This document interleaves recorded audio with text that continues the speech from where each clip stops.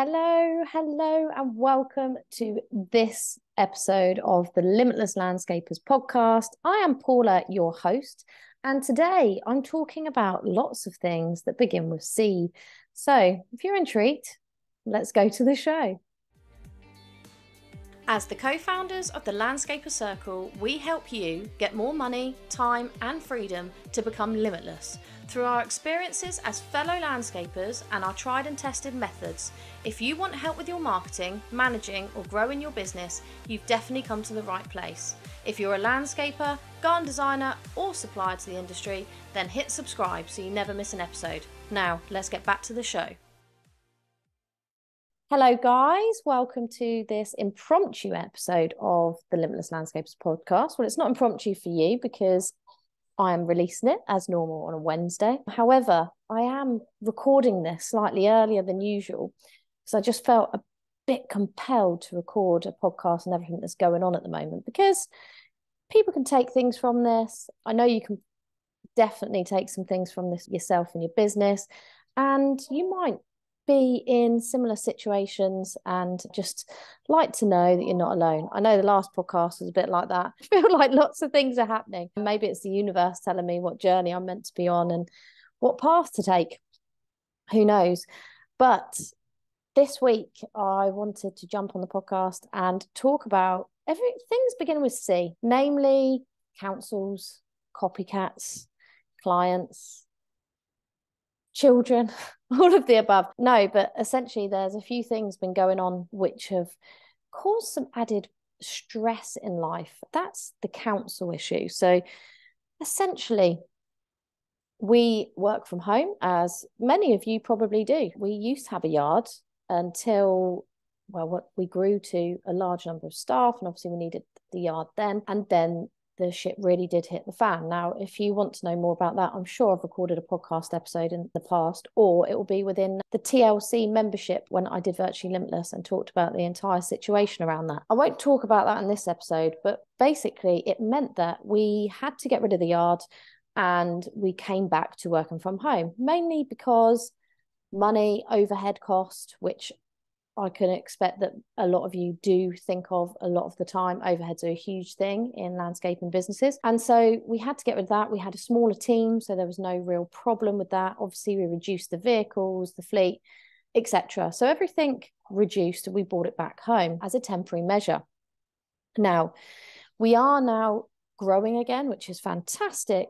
But we also then had the fact that during this growth, you have to make certain decisions on whether you take on more overheads in order to grow and when you take them on. So do you take them on before you've got to the level of growth you need it, or after? And there's always a bit of a chicken and egg. It's the same when it comes to taking on staff. Do you start recruiting now in preparation for when you need them, or do you wait till the last minute? It's always sort of a chicken and egg situation. I feel like this crops up in my landscaping business and others that I talk to a lot of the time. What do you do first, and when is a good time to do it? So essentially, I've been putting off the decision of getting a yard, and instead we've looked at getting a showroom space. So that is what we're focusing on at the moment.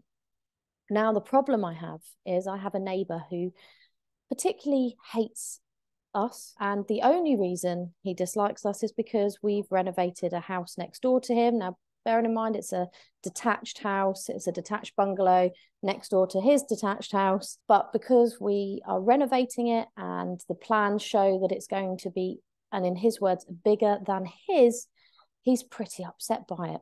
Now, that just shows me the kind of person I'm living next door to is a very sad person, that he's worried that my house would be bigger than his. Because to be honest, I don't know if you feel the same, but I actually could not give a shit if my neighbour built a massive mansion next to me.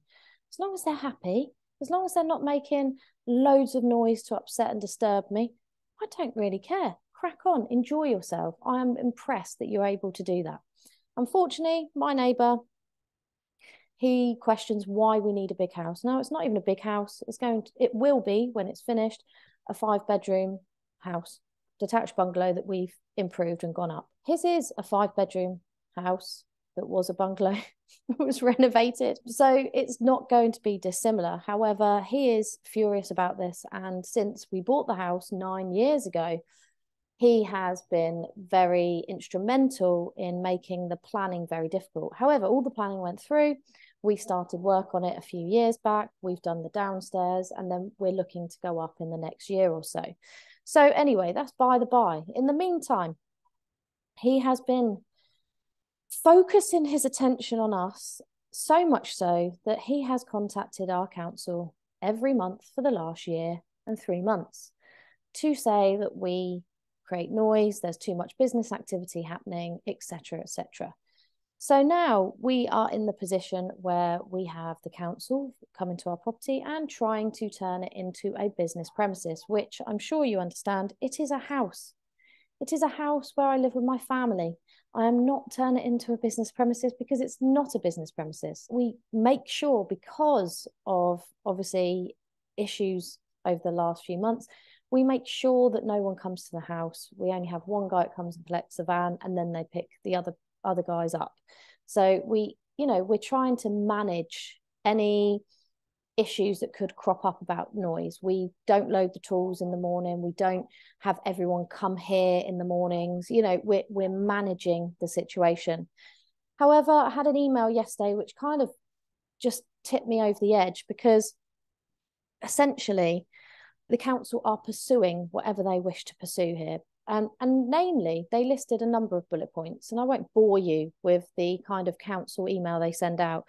But essentially, because I have sign-written vans on my driveway, that they're not happy with that. They're also not happy that my driveway apparently shows, now bearing in mind, this is the driveway of my own property.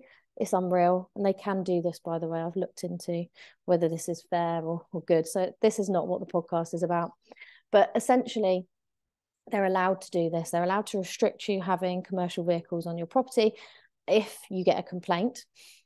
See there? You don't move next to a neighbour who dislikes you for 0 reasons. And then also, they don't like the way that my driveway is. Now, fair play to them. My driveway currently does have some slabs on. It does have some pallets on. But essentially, it gets cleared up every month. We do, we take it to the waste people and clear it all off. Essentially, it's just as in the interim, unfortunately, while we're looking for space. So I get this email, and yesterday it was kind of like the straw that broke the camel's back. If you've listened to last week's episode of the podcast, I've been dealing a lot with family issues. So I've got a lot of pressure from family members for me to organise my dad's life, to get him moved out of his house, to make sure he's being looked after at hospital. And then yesterday I have the call saying they would like to discharge him, even though he clearly has something wrong with his brain, because he's talking complete and utter nonsense. But he sounds so convincing to people who don't understand it, who don't know him, who don't know what he was like, that they want to discharge him. So I have all this family crap going on, the doctor's phoning me, etc., about him. And then the council email comes through. So I'm walking to the gym. I burst into tears. So I walk back to the car and I drive home. And essentially, why I'm telling you this is because when shitty situations happen, and they're going to happen all the time, because it sometimes goes completely rosy and fantastic, and lots of areas of life is like that, but some things really do hit you. Things that you can't control, things that are quite emotional, i.e., dealing with a sick father, for instance, and family issues along that way. And then you have something like this, which you just do not really need. So I had the email from the council and I just couldn't deal with it. So essentially, I spent most of the day crying. Really. And it's not fun. I don't like that. I'm quite a strong person. I don't really like to show when I'm sad and upset. But I just felt that I had to do step 1 of the 3 steps I'm telling you now to deal with the crap that happens. And that is, you've got to allow all the feelings to come out. Because if you bottle up these feelings, I'm telling you now, I bottle lots and lots of feelings up because I don't want to upset the children. I don't want to change how they view life. I don't want to be lower in my vibe. I'm all about stepping into a high vibe and trying to create a high vibe experience. I don't want to allow these feelings to consume me. So sometimes I don't really allow them, and I think that's where I've been going wrong. So yesterday I kind of just allowed all the feelings. I literally just allowed myself to cry, to sleep, to eat what I wanted, and to basically just really, it was just thinking time. It was just time to reflect and just allow all these feelings to come out, why I've been feeling so down and why I've been feeling so pressured and why it's so upsetting and emotional. So I kind of just allowed all the feelings and shared them with my closest people. So Mike, obviously the ideal number one, and a couple of my friends who are very close to me. So I allowed all those feelings out.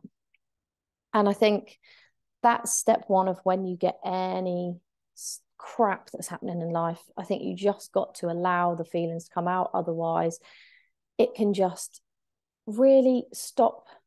It can just get in the way of you creating the life you want to leave, because life you want to lead, should I say, not leave, because essentially you're all consumed by these feelings that you're trying to push down all the time. Whereas if you just allow them out, so much better. And the proof is in the pudding, because I did this. I allowed all the feelings.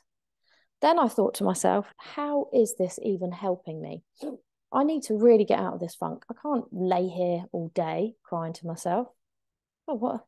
It's ridiculous. If anybody of you know me, you know that's not the kind of thing I like to do. So I thought to myself, what am I going to do? And that came to step two. Do something to get you out of the funk. First thing, I laid with the dogs. My favorite thing in the world is to cuddle my dogs, because they're just super loving. They're just great comfort blankets. So they were the first thing. Then I collected the kids from school. I could have avoided that, so I didn't have to talk to anybody. But I went there, collected the kids from school, and then spent some time just sat chatting to my daughter about life in general, about her life and what she's been up to, which was brilliant. I don't get to do that as often, because I do feel sometimes that I'm always doing something on work. I listened to a podcast, and then I decided that I wasn't going to self-sabotage my journey to becoming a bodybuilder. So I thought to myself, I have to get back on track with food. So I whacked in the macros. I worked out what I had left to eat that day and what I could eat. Now, I tried to go to the gym twice in the day, but was too emotional, didn't really want to cry while lifting some weights. So I put it off till later in the evening. So I went to the gym, and I tell you what, it's the best thing, because when I came back from going to the gym and obviously doing all the other stuff, I decided to get my journal out and journal on some limiting beliefs that I've been having myself and life, and which I feel are stopping me from stepping into the person I want to be. So I did some journaling, and I felt so much better that I then just went to bed.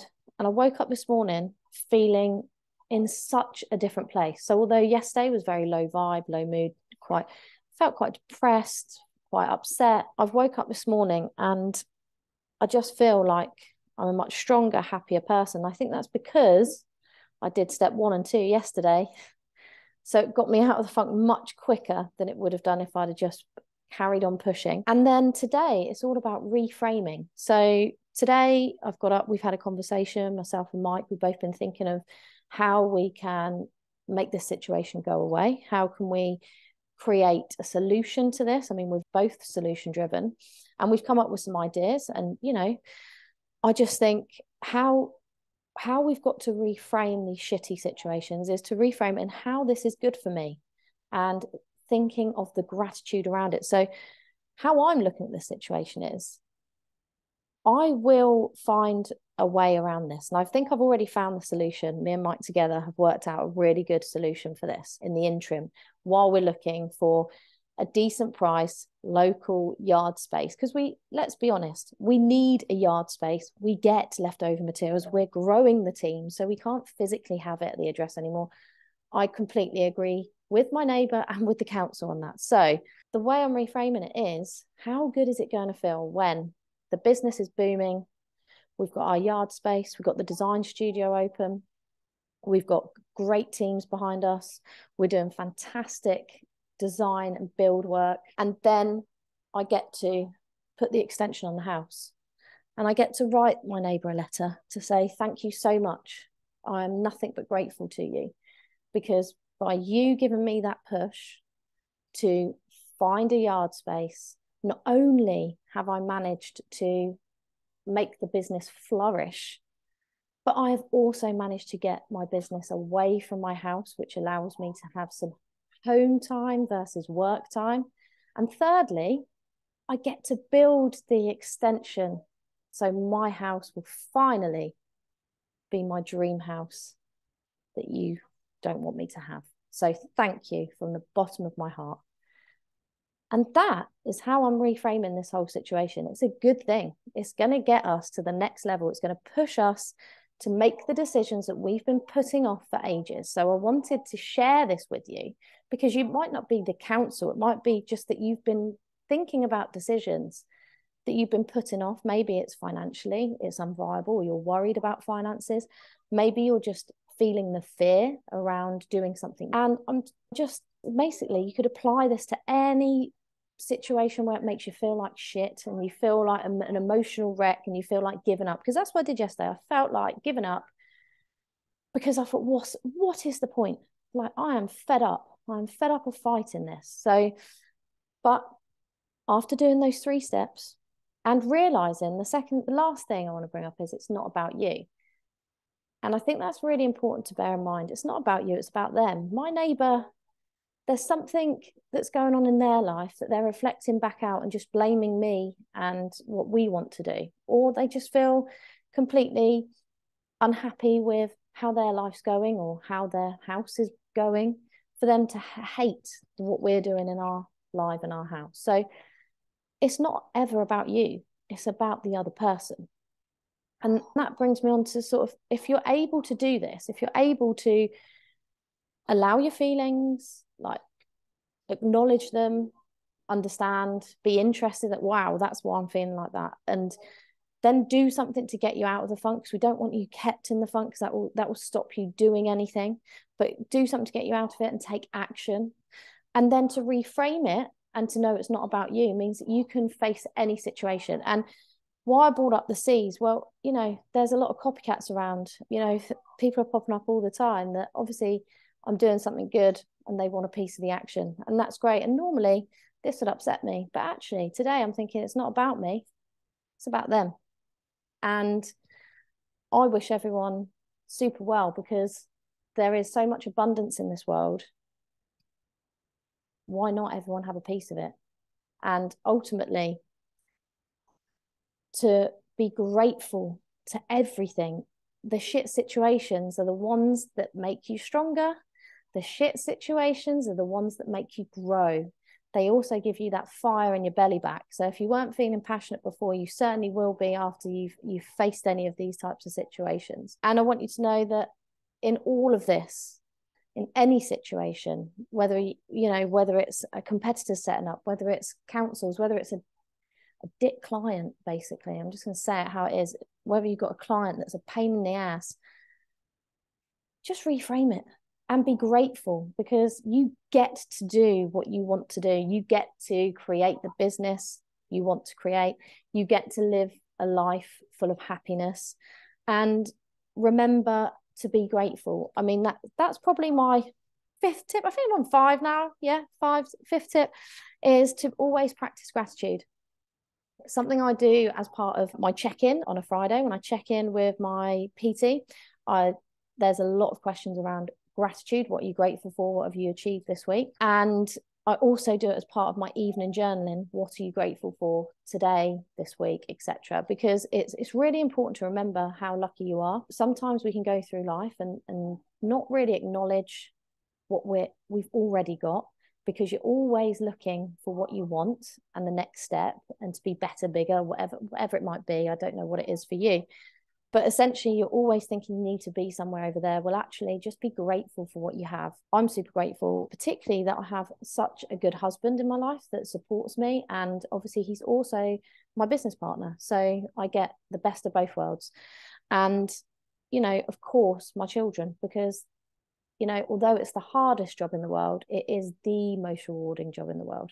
So let's not forget that. We all joke around, but it really is the most, best job ever, because ultimately everything we do when we're parents are for them, and that makes you live a life far more fulfilling. And for that I am grateful. So, and I'm also grateful that I have you guys listen to this podcast, and I hope that this episode has helped some of you, all of you, or you've taken something from this, or maybe luckily you haven't had a shitty situation, but you might do in the future. So that I'm going to just leave that there for you now. Things are changing in the Landscaper Circle. The very name of the business has now changed. It is now the Landscapers Coach. I do have to change all the website and social, etc., to reflect this, but I think you know where this is going to go. I'm going more towards the coaching and mentoring. So if you are looking for someone who basically has experienced and walked in your shoes as a landscaper, then, and creating a business and all the ups and downs that I've pretty much experienced in the last 13 years, then do get in touch. That's what I'm here for, to support landscapers in their businesses. And yes, I am going through a period of change, which in itself is a scary new feeling. And again, I go back to the journaling to see what obstacles are cropping up there and then. But that is one for another episode. So I hope you've enjoyed it, and I will see you next week on another episode of the Limitless Landscapers podcast.